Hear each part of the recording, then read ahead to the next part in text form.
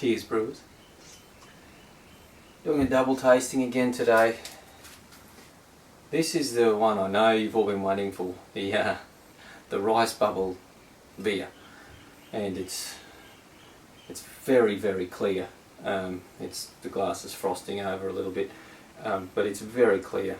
It was not like this when I first tapped the keg a week ago, but it has come clear now. And this, I'm just holding it away from me because this is the Simcoe extract pale ale we made.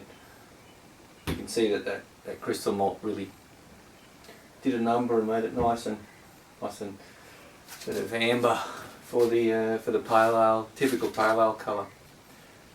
Alright, so the rice lager, it's first thing I noticed when I poured it was the head on it. It's almost like a meringue or egg white, whipped egg white. It's so thick and tight. See if you can see it. It's like doesn't come off the finger. In terms of the aroma, the Hallertau middle throw hops, they're the dominant thing in this, and I didn't think I put much in the flavour or the aroma addition. I think it was 25 grams, but it's really earthy, real rich earth. It's quite pleasant. It's just what you want from a noble hop. But what really matters is the taste.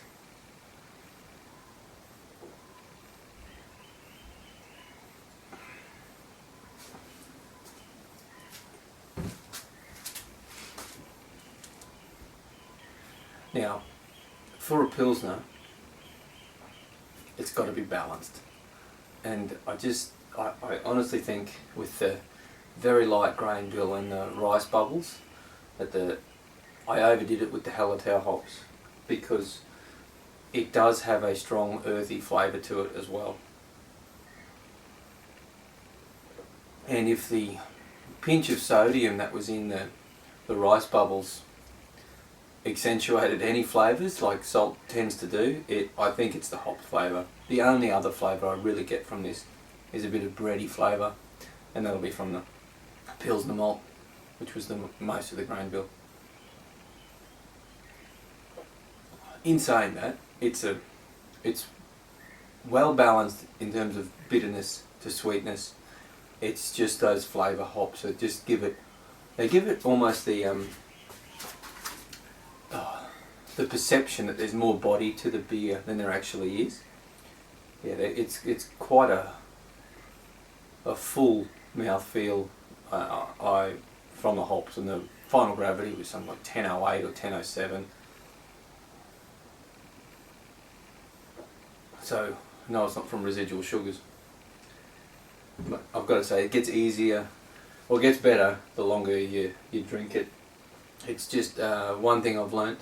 If I was to compare the flavour to a commercial beer, I would describe it like Beck's, which to me is, of all those sort of German or Nordic or Northern European lagers or pilsners, it's the one with the most sort of earthy characteristics, which that beer resembles.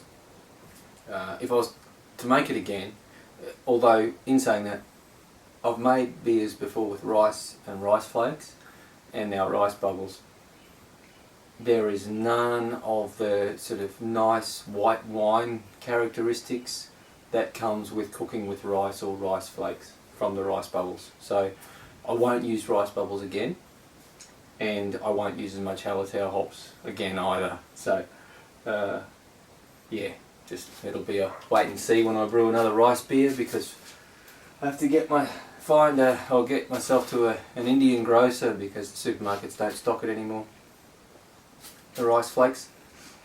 And now the Simcoe pale ale. This is clear apart from the hop haze. Yeah, there's a tiny haze left in it.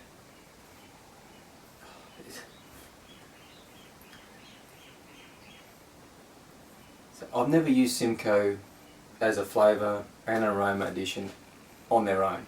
I've done Simcoe as a dry hop addition on its own, but in the beer I used Amarillo, Simcoe and Centennial, so I couldn't really, with that muddle, couldn't really confirm it, what the Simcoe imparted. I always associated with the piney aroma and flavour, but this is, if you've ever had a Colonial IPA,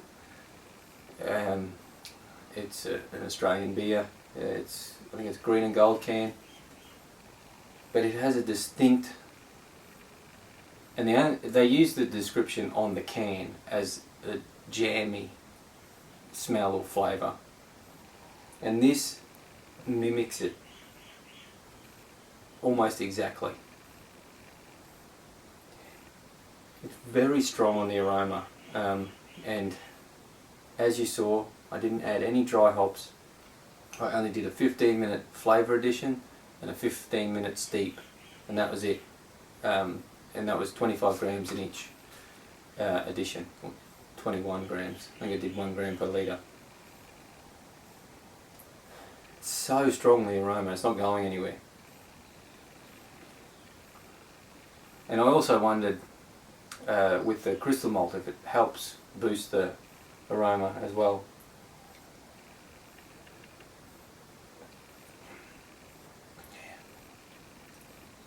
There is just so much citrus flavour. It's like a marmalade going on in here. I'm certain there are two factors. One is the Simcoe on its own, and the other is adding the crystal malt.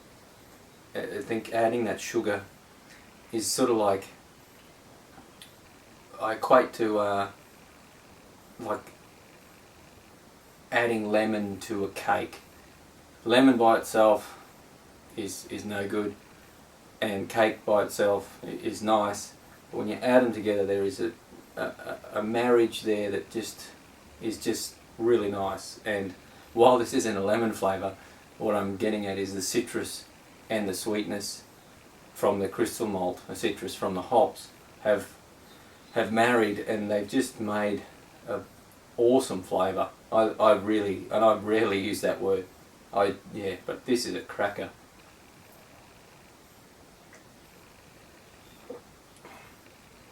So if you want to mimic a pale ale,